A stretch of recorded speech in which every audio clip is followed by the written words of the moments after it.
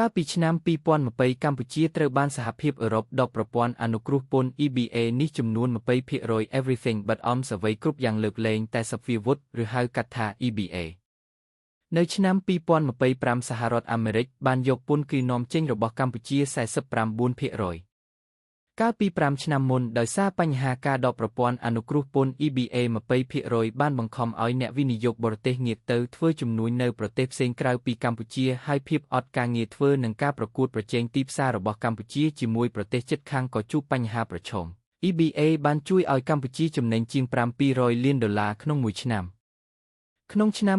2022កម្ពុជាបាននាំចេញទំនិញដែលមានតម្លៃប្រមាណ971,000 លាន$ទៅសហរដ្ឋអាមេរិកដែលស្មើនឹង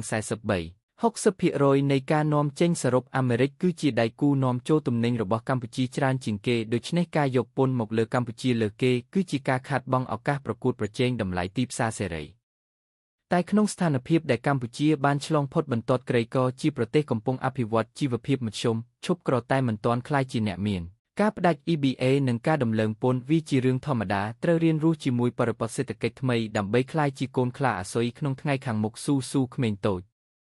ពូជព្រះចិនវង្សវាលំបាកពីដំបូងហើយចុងក្រោយក៏នៅតែលំបាកតែមិនងាយងាប់ទេកម្ពុជាបាននាំចេញទំនិញទៅកាន់ទីផ្សារសហរដ្ឋអាមេរិកក្នុងរយៈពេល2ខែដំបូងឆ្នាំ2025មានទឹកប្រាក់$1.6 លានក្នុងនោះបានកើនឡើង25.4%ធៀបនឹងរយៈពេលដូចគ្នាកាលពីឆ្នាំ2024ដែលមាន$1.2 លាន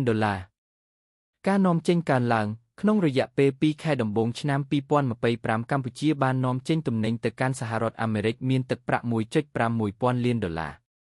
ការកើនឡើងប្រៀបធៀបការនាំចេញនេះបានកើនឡើង25.4%ធៀបនឹងរយៈពេលដូចគ្នាកាលពីឆ្នាំ2024ដែលមាន$1.2 លានទិន្នន័យតាមរបាយការណ៍របស់អគ្គនាយកដ្ឋានគយនិងរដ្ឋាភិបាលកម្ពុជា